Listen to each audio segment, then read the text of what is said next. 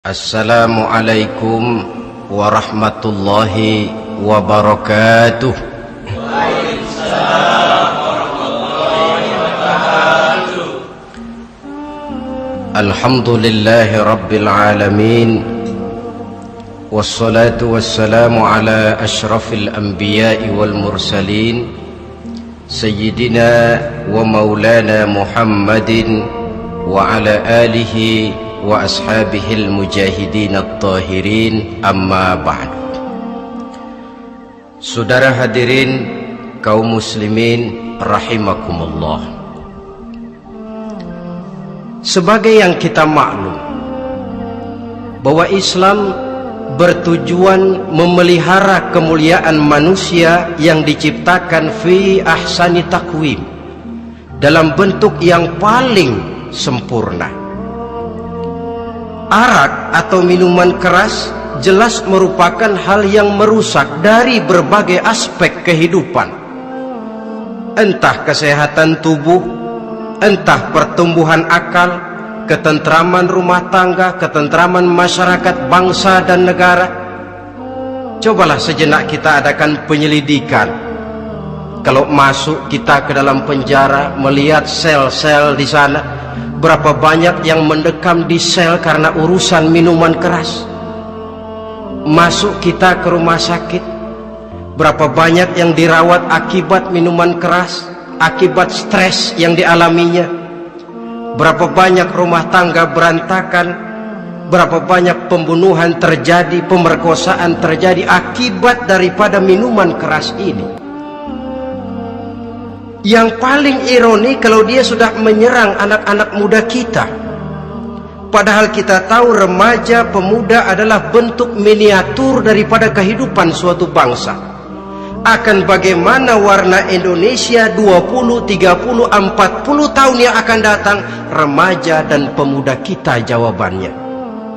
Bahkan dari segi agama pun, akan bagaimana warna Islam di Indonesia 20, 30 tahun yang akan datang, remaja itu pula jawabannya. Karena itu tidak terlalu berlebihan kalau saya berkata bahwa untuk menghancurkan Islam di Indonesia ini tidak perlu menghancurkan pondok pesantren, tidak perlu menutup masjid, melarang pengajian, menyegel musola, tidak perlu. Untuk menghancurkan Islam di Indonesia cukup dengan meracuni remaja, pemuda-pemudi Islam di Indonesia. Kalau mereka sudah diracuni, dijauhkan dari agamanya, masalahnya tinggal menunggu pergantian generasi. Maka yang jadi pilot proyek jelas remaja, pemuda, termasuk dengan menanamkan pengaruh minuman keras. Ditanamkan ke tengah remaja kita ini untuk jauh dari tuntunan agama. Hei pemuda-pemuda Islam, kalau kau mau jadi pemuda modern, jangan dekat-dekat ke masjid. Masjid khusus 60 tahun ke atas. Sepertinya di depan masjid itu ada papan pengumuman masjid khusus 60 tahun ke atas. Baca Quran kolot. Seiring dengan itu lalu modernisasi diartikan dengan westernisasi. Kau tidak akan bisa jadi pemuda modern sebelum semua yang datang dari barat kau telan mentah-mentah. Kau harus bisa bergaul seperti orang barat, berumah tangga macam orang barat, makan minum seperti orang barat. Kalau nyanyi lagu barat yang orang lain gak ngerti, kamu juga gak tahu.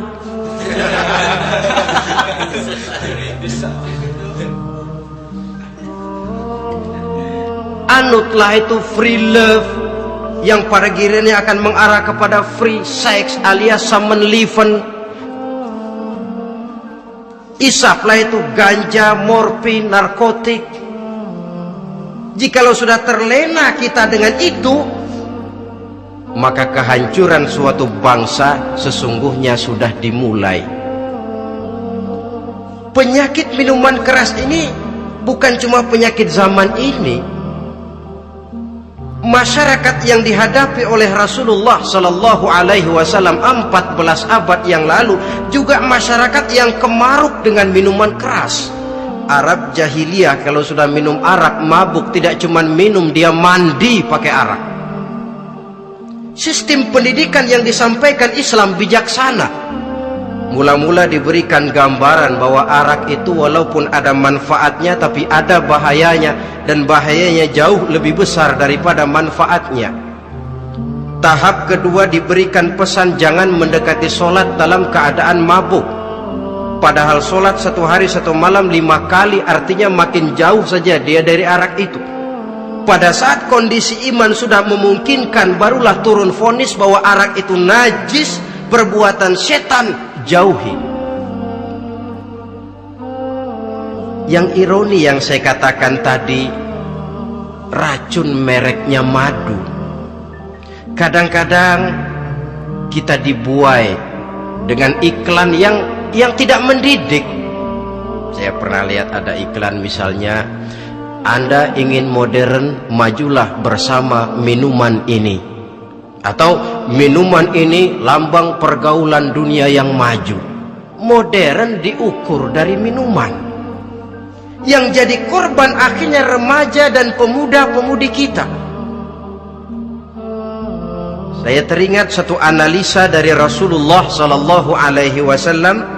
Beliau bersabda, "Inna min asratis sa'ah." Sesungguhnya di antara tanda-tanda kiamat. Apa kiamat itu? Dalam arti yang umum, kiamat itu saat dimana alam ini hancur, bumi gempa, air laut tumpah ke darat, gunung meletus, planet-planet bertabrakan, lalu semua yang bernama hidup mati. Itu kiamat beneran. Saya nggak mau cerita kiamat beneran, sebab saya sendiri nggak kepengen ngalamin. Yang sering kita ngalami ini kiamat kecil-kecilan, kiamat mini. Apa kiamat mini itu? Hancurnya sendi-sendi kehidupan sosial. Maksiat merajalela, munkarat menjadi-jadi. Yang ma'ruf dianggap munkar, yang munkar malah menjadi ma'ruf. Yang salah disanjung-sanjung, yang benar dicaci maki. Tuntunan dianggap tontonan, tontonan malah jadi tuntunan. Kan kiamat kalau sudah begitu. Penjungkiran nilai. Kenapa hal semacam ini bisa terjadi? Penyebabnya kata Nabi, pertama ayyurfa'al ilmu. Ilmu diangkat oleh Allah. Bagaimana cara Allah mengangkat ilmu dan apa maksudnya itu? Allah mengangkat ilmu itu, saudara, caranya pertama dengan mewafatkan ulama. Makin banyak ulama wafat, makin banyak ilmu ditarik. Yang kedua, kurangnya minat orang untuk belajar agama. Kalau sudah klop macam itu, artinya agama sudah disudutkan ke pojok-pojok kehidupan. Agama cuma sekedar tinggal dekorasi. Agama cuma seminar, cuma kongres, cuma muktamar. Tapi bahwa agama merupakan realita dalam kehidupan, itu tidak pernah terwujud. Kalau ulama sudah tiada, minat orang belajar agama berkurang, maka ajaran Allah tidak lagi didenungkan orang. Dikala itu wa yudharal jahlu, akan muncullah kebodohan, nampak kebodohan di mana-mana. Muncul permissive society, masyarakat yang merasa boleh hidup dengan kaidah serba boleh. Tidak ada halal, tidak ada haram, tidak ada hak, tidak ada batil, semuanya serba boleh. Kalau sudah begitu kondisi masyarakat, terjadilah apa yang dianalisa oleh Nabi. Dikala itu wayabsuwa zina, zina dikerjakan berterang-terangan. Orang sudah tidak punya malu. Hidupnya sudah pakai prinsip punya kuping, kuping kebo. Punya muka, muka tembok. Punya kulit, kulit badak. Kalau juga dikasih tahu, malu dong kau tinggal serumah belum nikah. Malu sama siapa? Masyarakat. Allah, masyarakat cuek aja.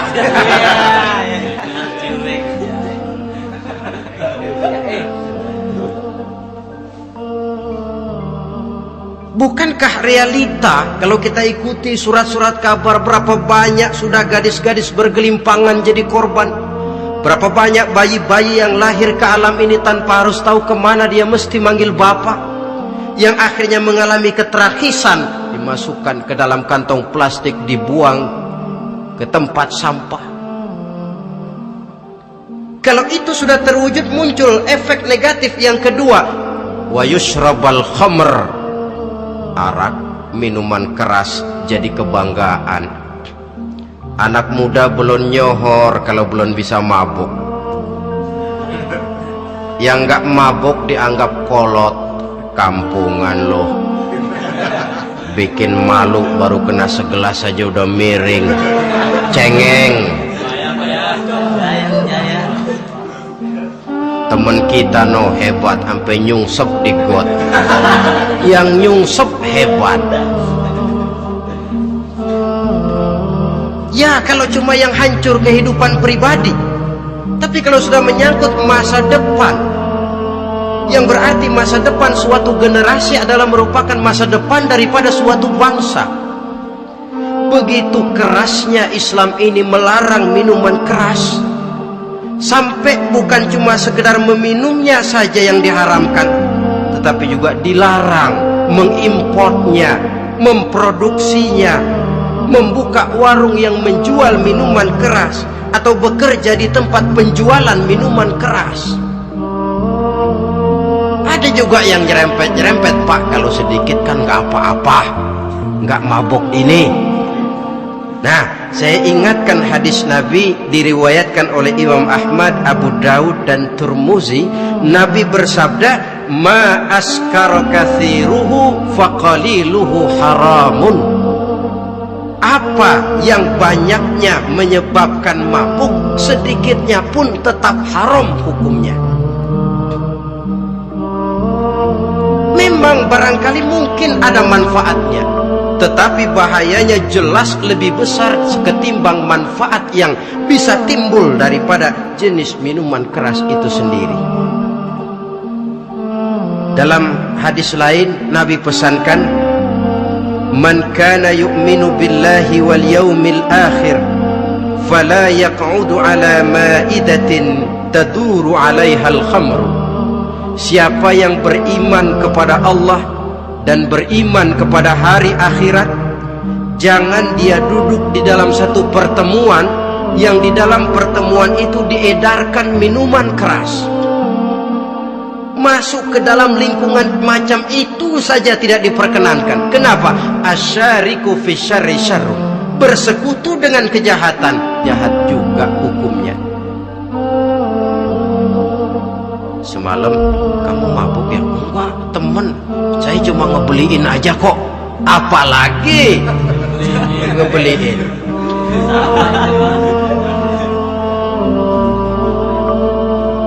Sebab apa?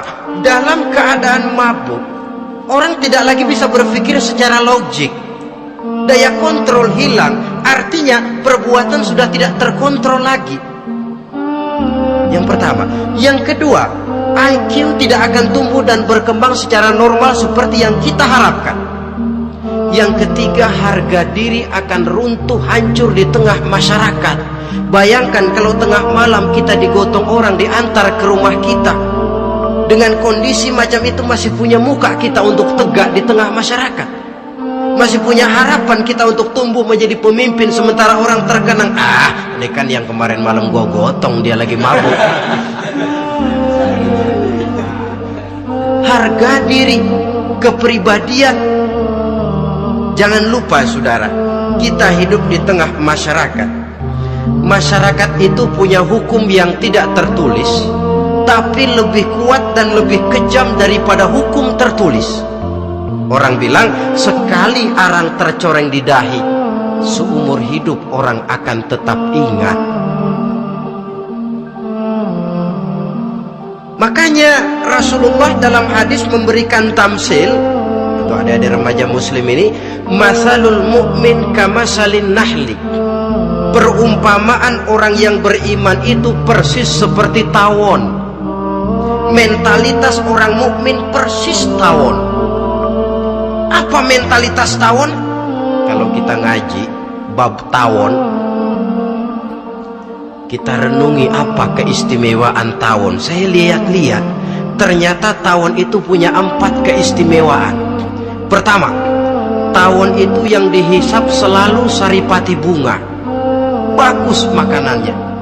Belum pernah tawon keliru makan. Saya belum pernah dengar kok ada tawon makan tahu.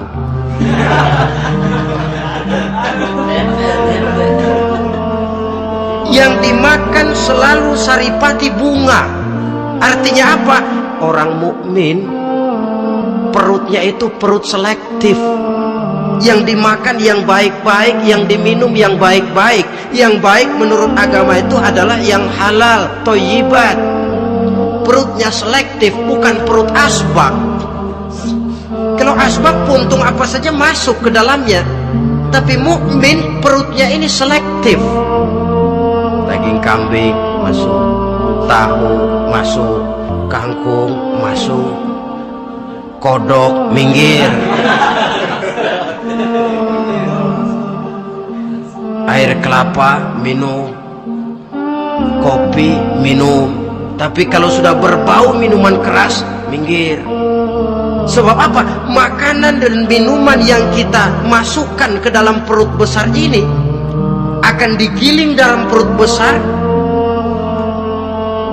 akan melahirkan energi, menggerakkan sel-sel pembuluh saraf. Kalau makanan dan minuman itu terdiri dari yang haram, energi yang ditimbulkan olehnya energi yang haram, mempengaruhi sel-sel pembuluh saraf. Orang akan cenderung berpikir yang haram kalau terlalu sering memakan makanan haram. Kalau sudah berpikir kepada yang haram, perbuatan pun akan mengarah kepada yang haram juga. Contoh kecil aja dah, ada nggak maling mikirin majelis taklim? Karena yang dimakan lebih banyak yang haram, yang dipikir paling-paling nanti malam rumah siapa lagi nih ya? Sudah mengarah ke sana.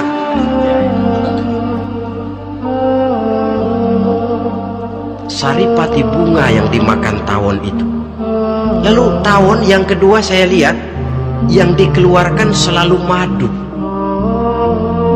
Artinya apa? Orang mukmin itu kalau dia berkata, perkataannya mengenakan orang. Kalau dia berbuat, perbuatannya membawa manfaat bagi orang. Kalau kakinya melangkah tentu ke tempat yang ada gunanya. Yang dikeluarkan madu, bukan racun. Indah tawon itu. Yang ketiga, tawon saya lihat kemanapun dia hinggap tidak ada dahan patah. Artinya apa? Orang mukmin dimanapun dia tinggal, kemanapun dia pergi, pantang jadi biang kerok buat lingkungannya, pantang menimbulkan kerusuhan dan keonaran. Tidak ada cabang patah dimanapun tawon hinggap. Tapi juga yang keempat, saya lihat-lihat tawon itu jangan coba-coba diusik. Satu kali dia diusik, kemana orang lari? Nyilem masih ditungguin. Tawon. Tapi kalau nggak diusik, nggak ada tawon usil ke pasar nyariin orang. Ketika dia diusik, inilah saatnya saya harus mempertahankan kehormatan diri saya. Dia pun bangkit. Artinya apa? Orang mukmin tidak boleh nyari-nyari musuh. Tapi ketemu musuh tidak boleh lari. Musuh jangan dicari, bertemu pun jangan lari.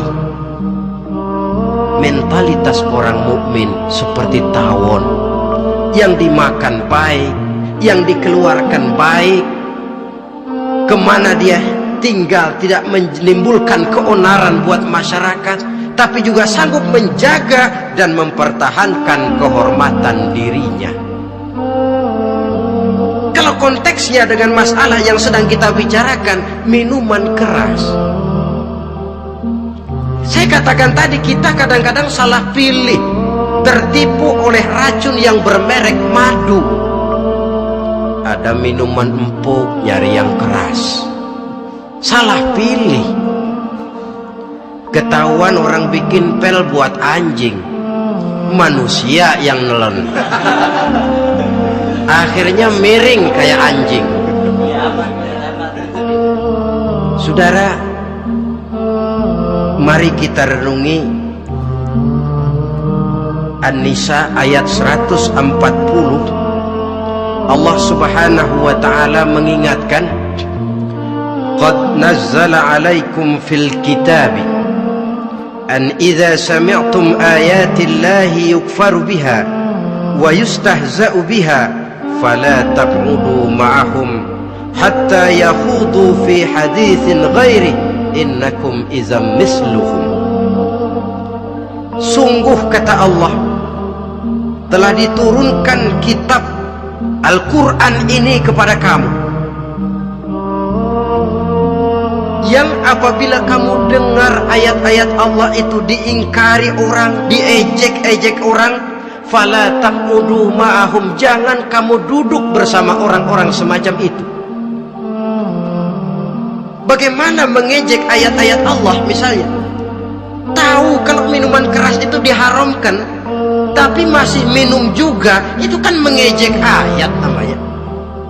Duduk di majelis semacam itu dilarang oleh Quran. Kenapa?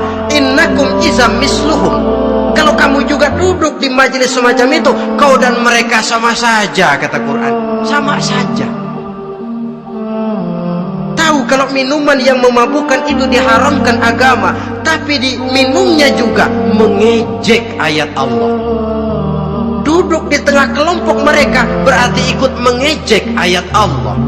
Dekat saja pun jangan, entahlah lagi sampai meminumnya. Maaf, bukankah Allah menurunkan Al-Quran kepada manusia? Kata Imam Al-Ghazali, persis, maaflah, seperti gubernur berkirim surat kepada Pak Lurah. Dalam suratnya Pak Gubernur bilang, Pak Lurah, tolong carikan tanah di daerah Kebayoran untuk sekolah 6.000 meter. Pak Lurah dapat surat dari Pak Gubernur, bangga bukan main. Itu surat sore pagi siang malam dibaca, ditaruh di tempat yang tinggi, diberikan minyak wangi, mau diambil dicium dulu, dibawa dengan penuh hormat dan hati-hati. Tapi tanah yang dipesan Pak Gubernur tidak dicari-cariin. Penghargaan macam apa ini? Nanti gubernur cek, Pak Lurah, siapa? Sudah terima surat saya? Sudah Pak, sudah. Bagus. Lalu bagaimana? Aduh Pak, surat Bapak sore pagi siang malam saya baca. Bagus.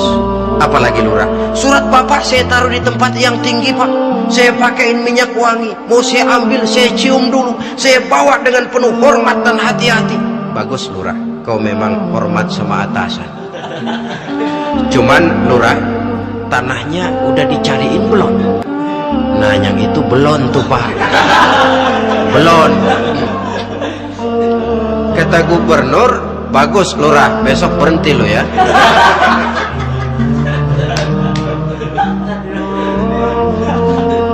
Membacanya memang penting, al-muta'abbad bitilawatihi, beribadah dari sebab membacanya. Tapi setelah kita baca, kita tahu isinya, what next?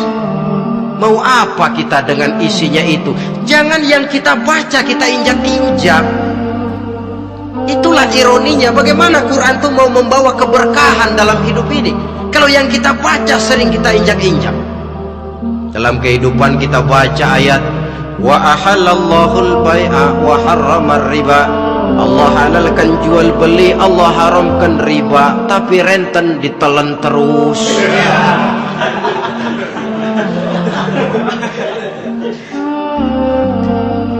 Kita baca ayat, wa'tasimu bihablillahi jami'an wa la tafarraqu. Berpegang teguhlah kamu kepada tali Allah, jangan bercerai-berai. Tapi sesama muslim pelotot-pelototan jalan terus. Janganlah yang sesama muslim kadang-kadang yang mengklaim dirinya sebagai pemimpin Islam kelihatannya juga sikut-sikutan jalan terus.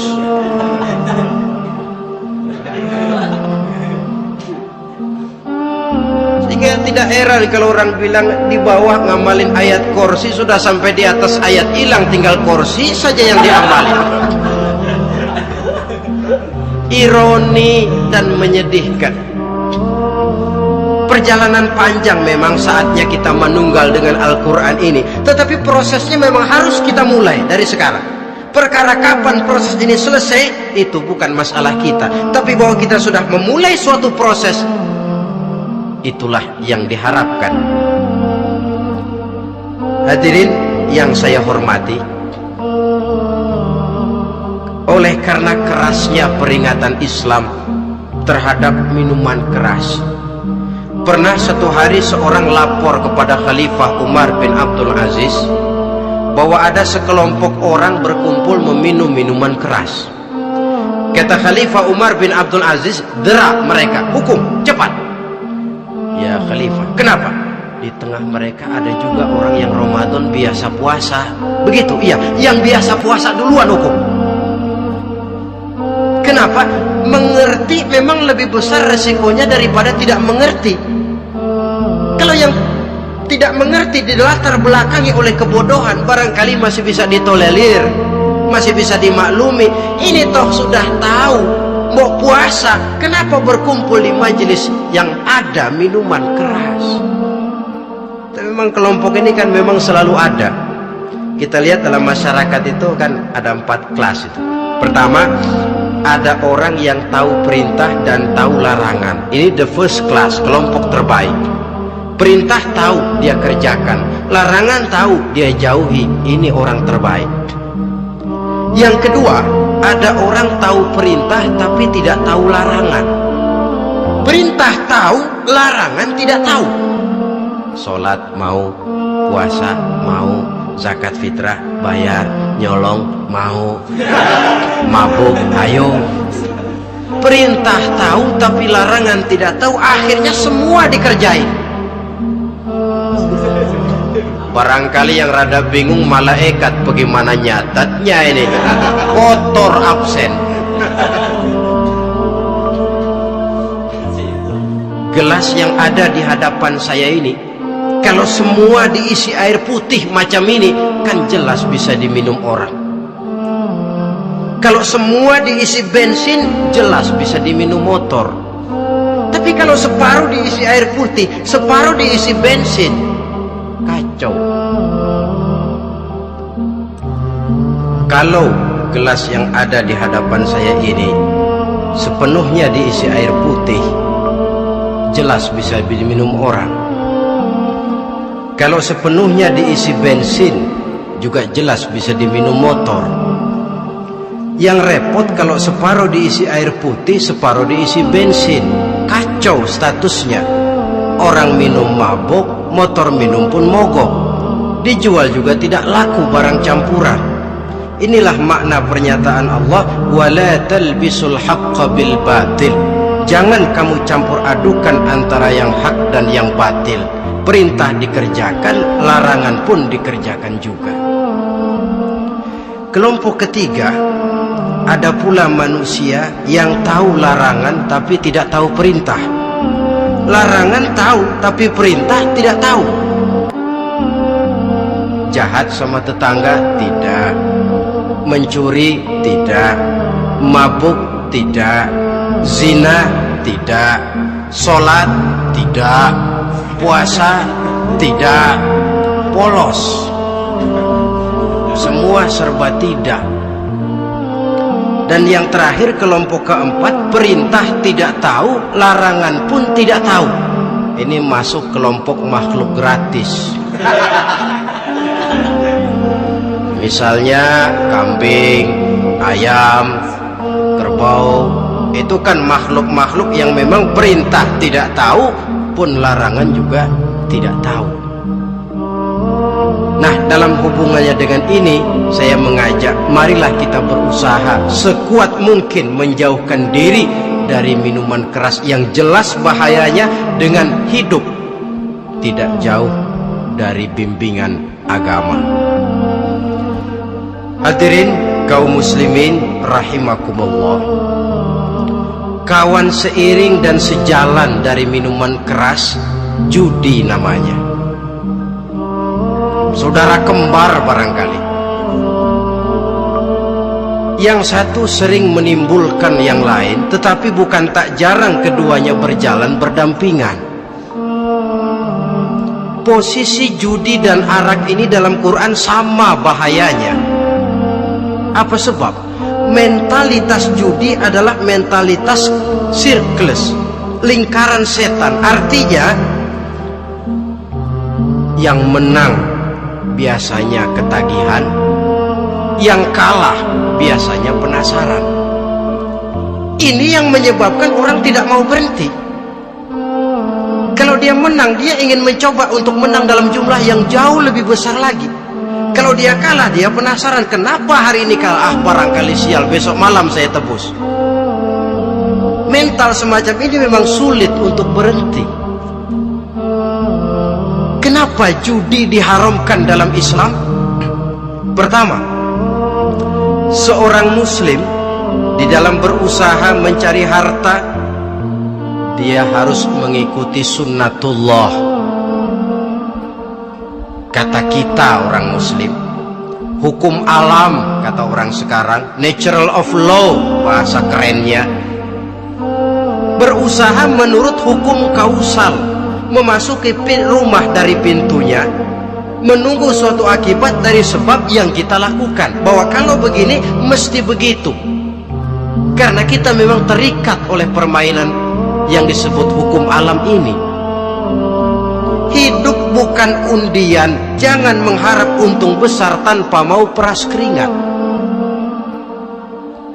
Satu pagi Khalifah Umar bin Khattab radhiyallahu an masuk ke masjid. Beliau lihat ada orang sedang berdoa khusyuk betul.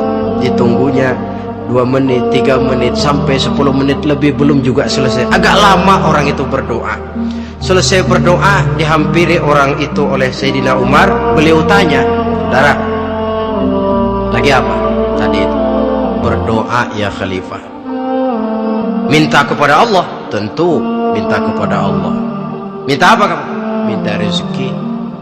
Sudah lama? Dari tadi habis sembahyang subuh.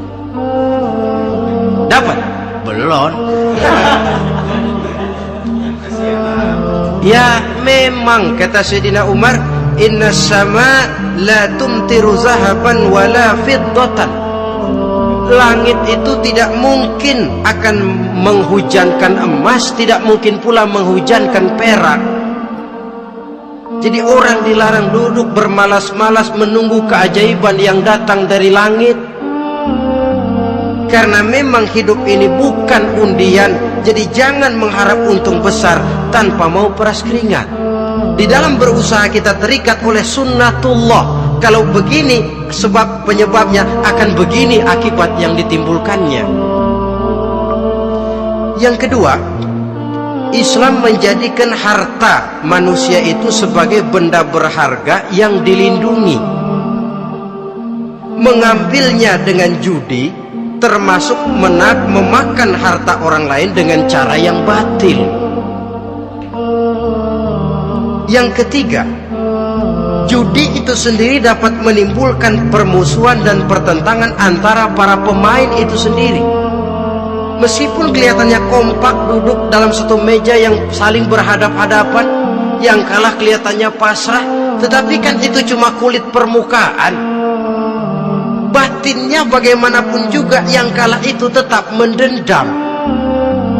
Sedangkan yang kalah di samping mendendam juga mengomel, mencaci mungkin ya lawan bermainnya, ya mungkin juga dirinya sendiri.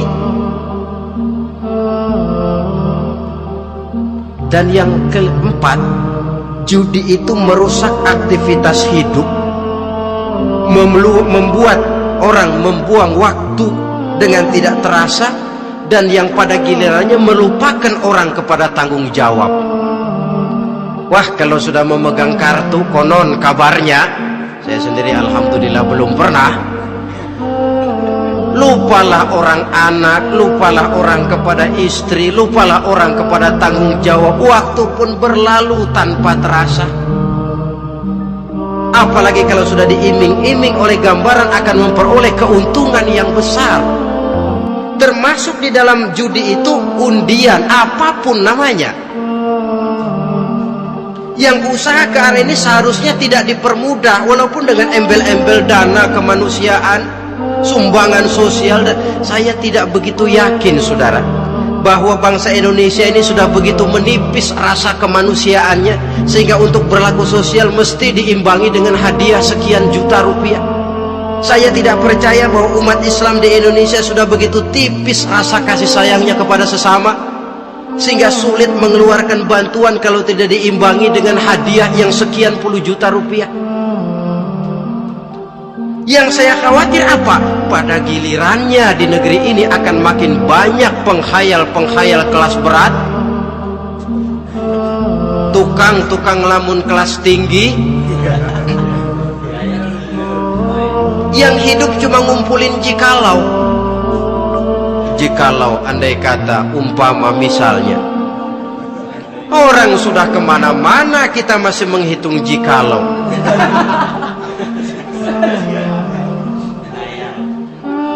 Orang boleh saja mengharap burung terbang tinggi, tapi punai di tangan jangan dulu dilepas. Artinya idealisme silahkan terbang setinggi langit, tapi kaki harus tetap berpijak di alam realita. Bahwa memang lebih baik makan singkong dalam kenyataan daripada makan roti tapi ngimpi.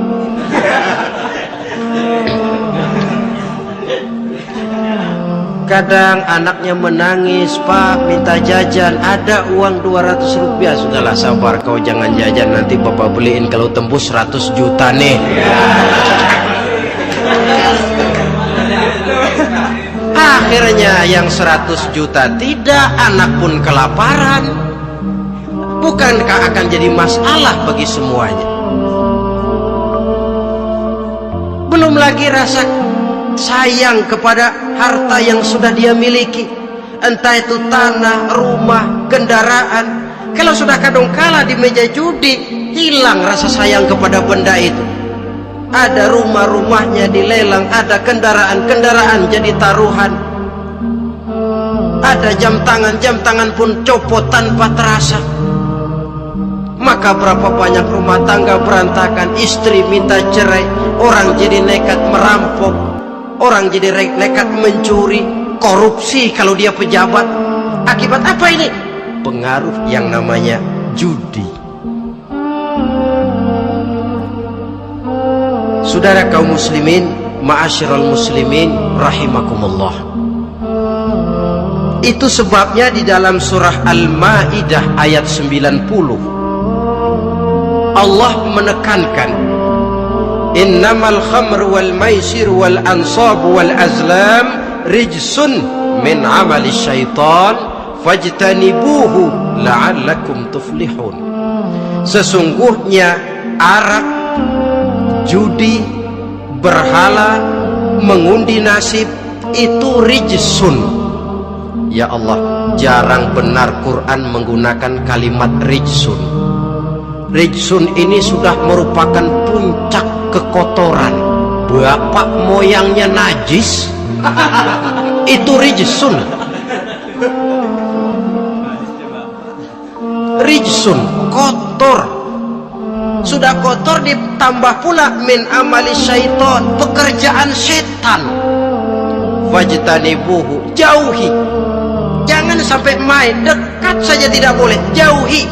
La'allakum tuflihun, jikalau kamu mau menjadi orang-orang yang beruntung. Sejarah tidak pernah mencatat ada orang jadi miliuner karena judi. Sejak David Rockefeller sampai Aristotle Onassis, orang-orang kaya top di dunia, mereka kaya bukan karena judi, tapi karena kemauan peras keringat, banting tulang, mau memulai sesuatu dari kenyataan yang real di depan mata. Sebab apa? Hidup ini memang perjuangan. Janganlah kita ingin hidup dengan satu prestasi, ingin tetap hidup seperti apa adanya sekarang ini saja, toh kita harus berjuang. Apalagi ingin hidup lebih baik, lebih terhormat, lebih mudah. Hidup perjuangan. Perjuangan berarti pengorbanan. Berani hidup artinya berani berjuang. Berani berjuang maksudnya rela berkorban. Takut berkorban jangan berjuang. Tidak mau berjuang, berhenti hidup. Itu logika. Dan bagaimanapun saya yakin lebih baik berkorban daripada menjadi korban. Kalau sekarang kita berkorban, peras keringat, banting tulang, berusaha secara sunnatullah untuk menghidupi anak, istri, keluarga, pada satu saat kita tidak akan menjadi korban kebrutalan anak-anak kita sendiri kalau mereka dibesarkan dan tumbuh berkembang oleh hasil yang diperoleh dari meja judi. Ayat 91 Al-Maidah ini lebih memperkuat lagi. Kalau itu arak,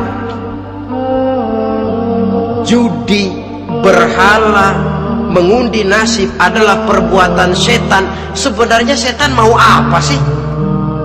Ayat 91 menegaskan, innama yuridu syaitanu ayyuqi'a bainakumul adawata wal baghdha'a fil khamri wal maisir. Yang dimaui setan itu tidak lain supaya dengan arak dan dengan judi timbul rasa permusuhan, sikap memusuhi, saling marah di antara kamu.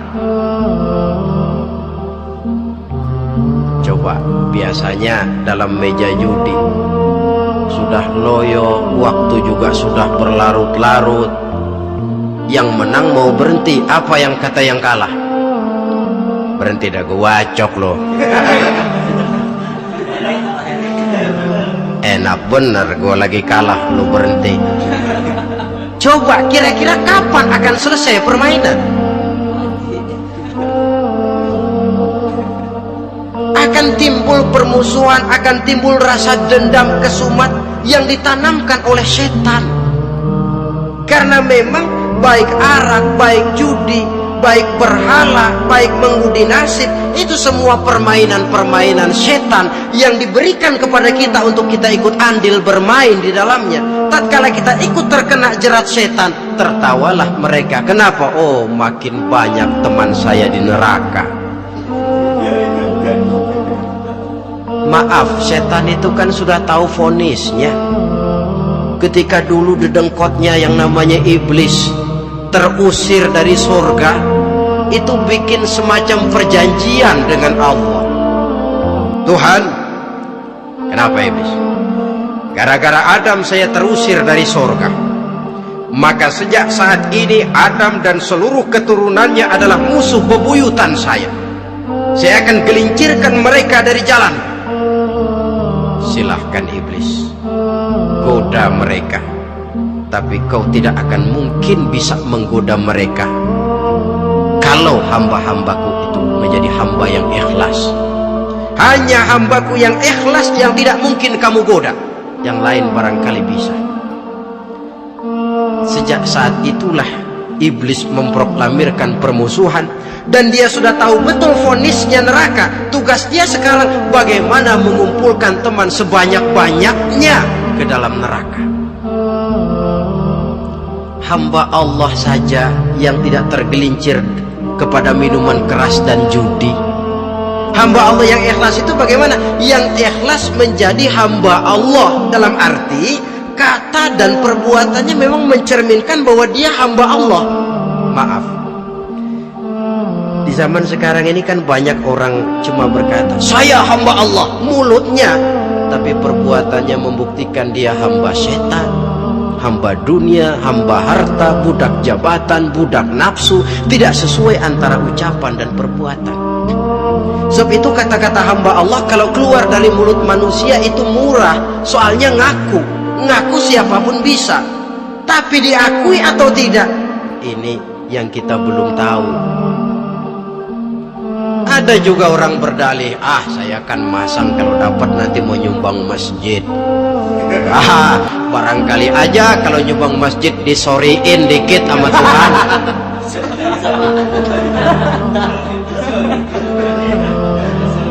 Apa bisa begitu? Saudara, kita tidak mungkin mencuci kain dengan air najis. Innallaha thayyibun, kata Nabi, la yaqbalu illa thayyiba. Allah itu baik dan hanya menerima yang baik. Bahwa dalam Islam tujuan yang baik harus dicapai dengan prosedur yang baik. Bahwa niat menyumbang masjid bagus, tapi hasil daripada judi atau undian tidak akan menyampaikan kita kepada tujuan itu. Tidak boleh mencuri kain walaupun niatnya untuk sholat. Kalau nyolong kain niatnya buat sembahyang, dimaafin kali. Walaupun sholatnya sah, mencuri kainnya tetap saja dosa. Islam tidak menghalalkan segala cara untuk mencapai suatu tujuan. Bahwa tujuan yang baik harus dicapai dengan cara yang baik juga. Dan penyakit judi ini juga bukan penyakit baru. Sejak dulu masa jahiliyah, judi mereka, saya kira kalau Las Vegas, kota judi Amerika saja barangkali masih kalah dengan cara judi jahiliyah dulu. Mereka kalau sudah judi itu uang. Habis uang, ada punya tanah pasang taruhan. Habis tanah, ada rumahnya dipasang. Apalagi yang ada, ternak unta dipertaruhkan. Harta habis, rumah ludes, kebun binasa. Ada istri juga dipasangin. Judi.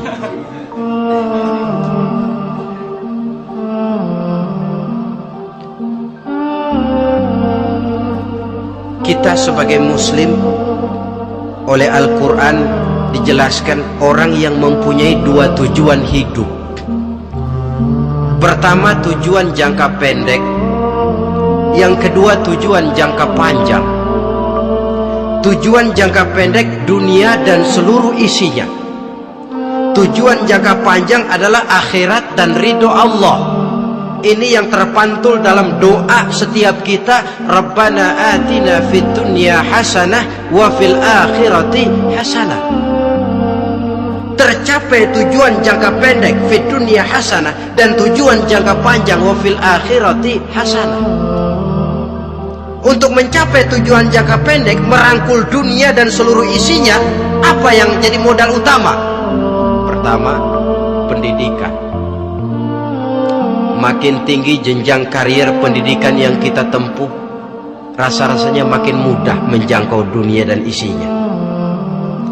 Yang kedua, pengalaman. Tenaga expert masih tetap diperlukan. Makin banyak pengalaman, makin mudah menjangkau dunia. Yang ketiga, dan ini ada tapi tidak bisa dijadikan pegangan, faktor nasib, faktor kebetulan. Ada tapi tidak bisa dijadikan pegangan mutlak. Pendidikan, pengalaman, ingin menjangkau fid dunya hasanah, ini modal utama. Lalu untuk mencapai fil akhirati hasanah, prestasi ibadah. Bagaimanapun tinggi pangkat dan jabatan kita, bagaimanapun banyak gelar kita sandang, tanpa prestasi ibadah, nol besar kita dalam pandangan Allah. Itu sebabnya kita sholat. Jadi tidak beralasan kalau orang ditanya, kenapa sih kamu nggak sholat? Tetangga saya sholat melarat terus. Memang sholat itu bukan untuk mencari uang kok. Kalau ada orang yang rajin sholat, rezekinya kelihatan lancar, itu cuma sekedar persekot. Uang muka, cashnya tetap di akhirat nanti. Efeknya apa? Karena kita punya tujuan jangka panjang, mengharap ridho Allah di akhirat, cara kita mencapai tujuan jangka pendek dibatasi oleh pertanyaan, Allah ridho apa enggak? Kita cari uang, tapi pertanyaan pokok, Allah ridho enggak cara ini? Kita mengejar kedudukan, tapi Allah ridho enggak dengan cara ini? Ini yang menyebabkan kita lantas tidak lalu menghalalkan segala cara. Yang penting tujuan tercapai, cara apapun halal. PKI kan Bukan cuma PKI yang berprinsip asal tujuan tercapai cara apapun halal. Dan kita sudah sepakat PKI dan seluruh ajarannya tidak berhak hidup di bumi Pancasila ini. Cuma jangan sekedar PKI-nya dikutuk tapi ajarannya dipakai.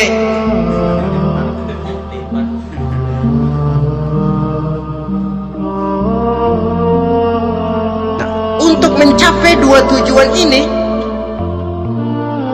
Islam mengajarkan sistem keseimbangan. Sehingga Nabi sabdakan, "I'mal lidunyaka ka'annaka ta'ishu abada wa'mal li akhiratika ka'annaka tamutu ghada." Bekerjalah buat duniamu seolah-olah kau akan hidup untuk selamanya, tetapi bekerjalah untuk akhiratmu seolah-olah kau akan mati besok. Jadi kalau kita sudah sholat menghadap Allah, usolli fardhu maghrib, Allahu Akbar, ingat seolah-olah kita akan mati besok supaya timbul khusyuknya. Tapi kalau kita sudah bekerja, kuliah, bekerja, belajar di tempat tugas, ingat seolah-olah kita akan hidup selamanya supaya timbul gairah kerja. Jangan dibalik. Di kantor ingat mati, lemas terus. Ngapain kerja sungguh-sungguh bakalan mati. Lagi sholat ingat Duta Merlin, Altiron Plaza, ya kacau. Salah pasang, tidak pada tempatnya. Untuk mencapai fid dunya hasanah ini, Islam mengajarkan tempuh jalur yang mengikuti sunnatullah. Itu yang dihargai oleh agama. Terikat oleh hukum kausal bahwa kalau ini yang saya usahakan hasilnya akan begini. Perkara nanti hasil tidak seperti yang kita harapkan, baik sangkalah kita kepada Allah. Sebab kita tidak tahu rahasia apa di belakang itu. Kadang orang mengeluh, habis saya rajin sholat tapi rezeki seret, berhenti aja dah. Kita tidak tahu rahasia di belakang itu. Pernah hadirin, satu hari seorang petani, dia selesai bekerja di ladang, istirahat. Dia tidur di bawah sebuah pohon beringin. Di sebelah pohon beringin itu ada pohon labu. Dia berpikir, kalau saya lihat-lihat Tuhan nggak adil katanya. Masa pohon beringin pohonnya besar, buahnya kecil. Pohon labu pohonnya kecil, buahnya gede. Tuhan bukan arsitek ulung ini.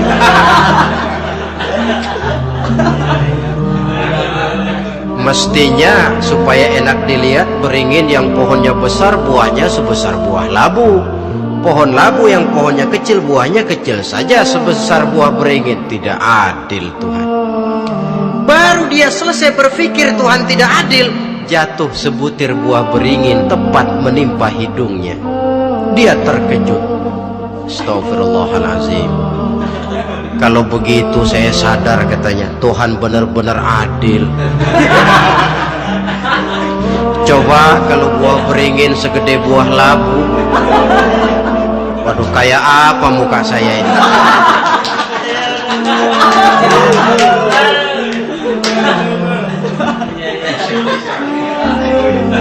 Baru terbuka pandangan matanya setelah berhadapan dengan kenyataan.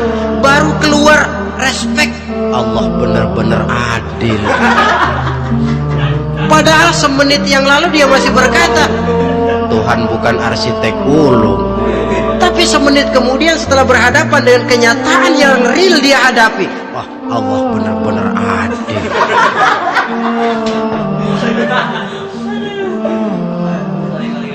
Itulah kehidupan ini.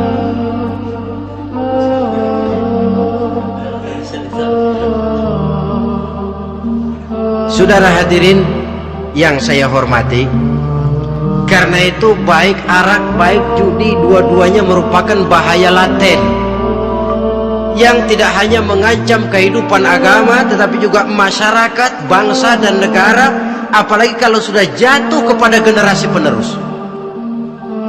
Dan yang bagaimanapun juga saya berpikir sebenarnya remaja, pemuda, pemudi kita cuma korban dari suatu sistem. Sebab ini merupakan tanggung jawab bersama. Ulama mubalik macam saya paling wewenangnya cuma ngomong. Yang punya SK untuk memberhentikan pabrik minuman keras itu kan Menteri Perindustrian. Tangan-tangan eksekutif.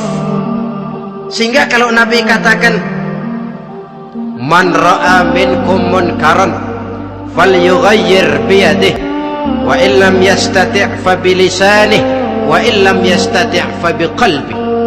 Apabila salah seorang kamu melihat suatu kemunkaran, termasuk minuman keras dan judi di dalamnya, rubah itu. Dengan cara apa? Kalau kau mampu, dengan tangan. Artinya power, kekuatan. Kalau dengan tangan tidak mampu, wah, ini orang kalau gue pukul gue yang melintir nih. Umpamanya fabilisani, dengan lidah ngomong, Mas, saya senang sampean tinggal di sini, kampung kami tambah warga, tapi tolonglah jangan bawa pengaruh yang tidak baik. Kalau ternyata bicara pun tidak berani, fabiqalbi, cukup dalam hati, sekurang-kurangnya tidak ikut membenci kemungkaran dalam hati, itulah kadar iman yang paling lemah. Ini secara umum. Tapi kalau hadis ini kita mau adakan semacam, katakan description of job, bahasa kerennya, kita adakan pembagian tugas. Siapa yang harus merombak kemungkaran dengan power? Penguasa, pemerintah, sebab dia punya aparat. Siapa yang merombak kemungkaran dengan lidah? Ulama, kiai, mubalik, ngomong. Siapa yang hanya merubah kemungkaran dalam hati? Kita umumnya rakyat lemah ini, yang mau ngomong gak berani tapi hati pegel. Nah, kalau sudah ada pembagian tugas semacam itu, insya Allah masing-masing akan berjalan pada relnya, dan pada akhirnya selamatlah kita, bangsa Indonesia, umat Islam pada khususnya, dari bahaya, baik bahaya minuman keras maupun bahaya judi. Menyelamatkan bangsa, dan yang lebih lagi menyelamatkan masa depan kita. Sekianlah saudara pertemuan kita pada saat ini. Mudah-mudahan ada manfaatnya. Terima kasih atas segala perhatian. Mohon maaf atas segala kekurangan. Usikum wa nafsi bitaqwallah. Wassalamualaikum warahmatullahi wabarakatuh.